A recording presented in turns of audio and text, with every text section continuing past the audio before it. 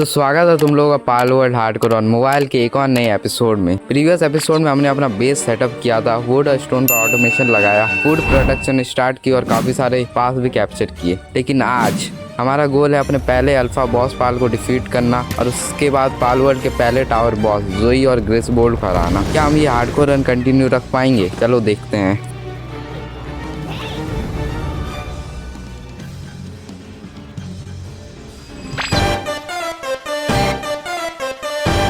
तो सबसे पहले मैं कुछ वाटर टाइप पाल्स कैप्चर करने निकल पड़ता हूँ, क्योंकि हमें पाल फ्लूइड की ज़रूरत है हॉट स्प्रिंग बनाने के लिए।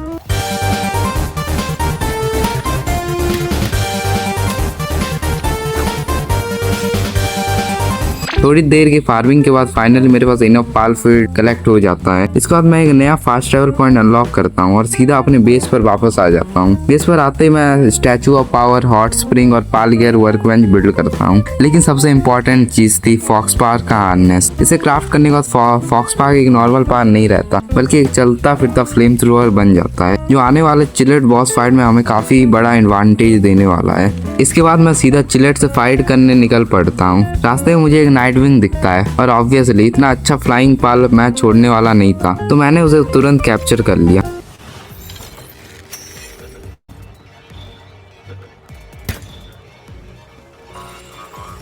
अब फाइनली टाइम था चिलेट का सामना करने का। मैंने फॉक्स पावर का फ्लेम थ्रोअर यूज करने की कोशिश की, लेकिन पता नहीं किसी ग्लिच की वजह से वो काम ही नहीं कर रहा था। फिर भी फाइट सरप्राइजिंगली काफी इजी निकली और मैंने चिलेट को सक्सेसफुली कैप्चर कर लिया।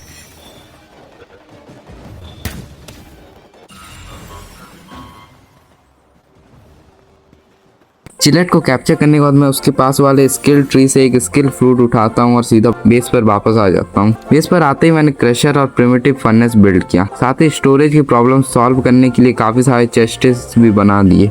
चेस्ट होता है भी। उसके बाद मैंने रशोर का सैडल और ग्लाइडर क्राफ्ट किया और फिर से निकल पड़ता हूँ एक्सप्लोरिंग पर। एक्सप्लोरिंग के दौरान मैंने एक विलेज का फास्ट ट्रैवल अनलॉक किया। थोड़ी दूर आगे मुझे डायर हाउस का एक ग्रुप मिला। मुझे इनकी स्पीड काफी पसंद आई, इसीलिए मैंने उनमें से एक को कैप्चर कर लिया। कुछ और पास कैप्चर करने के बाद मैंने एक और फास्ट ट्रैवल अनलॉक किया और वापस बेस पे आ जाता हूँ, क्योंकि अब अगला टारगेट था पेनकिंग। फाइट से पहले मैंने डायर हाउल का सैडल और जोथो के ग्लव्स क्राफ्ट किए और फिर अपने डायर हाउल पर बैठकर पेनकिंग के रेल्म की तरफ निकल पड़ा। प्लान सिंपल था, जोथो का यूज करके फाइट को इजी बना दूंगा, लेकिन पेनकिंग से ज्यादा उसके छोटे छोटे मिनियंस ने मेरी बैंड बजा दी। अब समझ आ गया था कि बिना प्रिपरेशन के ये फाइट जीतना आसान नहीं होगा, तो मैंने रशोर की हेल्प से काफी सारे ओर्स माइन किए, हाई क्वालिटी वर्कबेंच बिल्ड किया, नया आर्मर क्राफ्ट किया और साथ ही 3 शॉट बो भी बना ली। अब बस लेवल्स की कमी थी, इसीलिए मैंने एक नए एरिया को एक्सप्लोर करने निकल पड़ा। वहाँ मुझे 2 वैनमिरम दिखे। ये अर्ली गेम के बेस्ट फ्लाइंग माउंट्स में से एक है। रोचिरो ने उनकी HP इजीली लो कर दी और मैंने दोनों को कैप्चर कर लिया।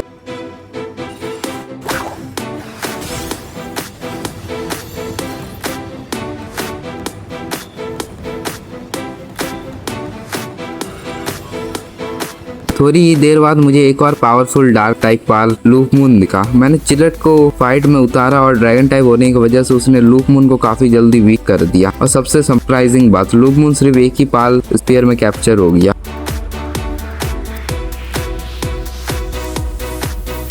अब मेरे पास काफी स्ट्रॉन्ग टीम थी और रात भी हो चुकी थी। मुझे लगा ये पेनकिंग को चैलेंज करने का परफेक्ट टाइम है। जैसे ही मैं पेनकिंग के पास पहुंचा, उसके सारे चुन्नू मुन्नू सो रहे थे। मैंने पहले चुपचाप उन्हें एलिमिनेट किया। उसके बाद मैंने जोल्थो को उठाया और सीधा पेनकिंग के मुंह पर दे मारा। इससे उसकी काफी HP एक ही बार में उड़ गई। बारी थी लूप मून की। उसने पेनकिंग को इतना डैमेज दिया कि मुझे लगा फाइट अब खत्म ही है, लेकिन प्रॉब्लम ये हो गई कि लूप मून ने गलती से पेनकिंग को कैप्चर करने लायक लो करने के बजाय सीधा ही उसे मार दिया और बस हमारा पूरा प्लान वहीं फेल हो गया। तो फिर मैं बेस वापस आ जाता हूँ, लेकिन पेनकिंग से दोबारा फाइट करने से पहले मैंने डिसाइड किया कि थोड़े और अल्फा बॉस पाल्स कैप्चर कर लेता हूँ। इसीलिए मैं मैप के अलग अलग कॉर्नर्स में घूमकर गूमोस और स्वीपर ऐसे बॉस पाल्स को इजीली कैप्चर कर लेता हूँ। लेकिन तभी कुछ अनएक्सपेक्टेड हो गया। मेरे सामने 2 मेमोरिस्ट आपस में फाइट कर रहे थे और बीच में बेचारा स्वीपर भी पिट गया और मर गया। लेकिन उसी मूवमेंट मेरे दिमाग में एक आइडिया आया, अगर ये मेमोरिस्ट ऑलरेडी फाइट करके लो HP पर आ गया, तो शायद मैं इसे बैक बोनस का यूज करके कैप्चर कर सकता हूँ। बैक बोनस का मतलब होता है किसी पार के पीछे से पास स्पीयर थ्रो करना, जब वो आपको नोटिस ना करे। इससे कैप्चर चांस काफी इंक्रीज हो जाता है। मैं वेट करता हूँ और फाइनली एक मेमोरेस्ट दूसरे मेमोरेस्ट को हरा देता है। बस फिर क्या था, मैंने पीछे से एक नॉर्मल स्पीयर थ्रो की और सीधा डायर ऑल पर बैठकर भाग गया ताकि मेमोरेस्ट दोबारा नॉर्मल हो जाए। बार बार यही स्ट्रेटेजी रिपीट करता रहा, एक थ्रो फिर भागना फिर वापस आना। 5-6 अटेम्प्ट्स के बाद फाइनली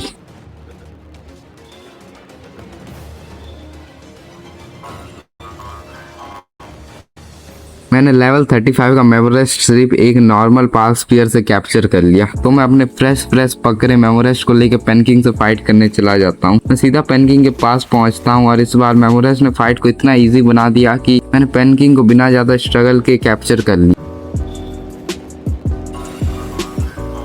पेनकिंग के बाद हमारा अगला टारगेट था पहला टावर बॉस, जोई और ग्रिसबोर्ड।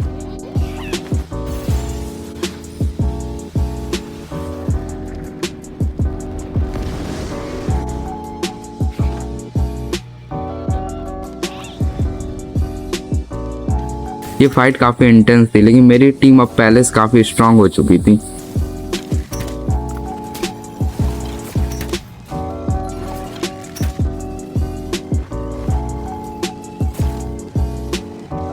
और फाइनली हमने अपने पहले टावर बॉस को भी डिफीट कर दिया। टावर बॉस को हराने के बाद मैंने लेवल 23 अल्फा बॉस किंग पाका को चैलेंज किया। इसके अटैक्स डॉज करना काफी इजी था, इसीलिए थोड़ा टाइम जरूर लगा, लेकिन एंड में किंग पाका, हटे हुए क्या नाम इसका, ये भी हम लोग की टीम का हिस्सा बन गया।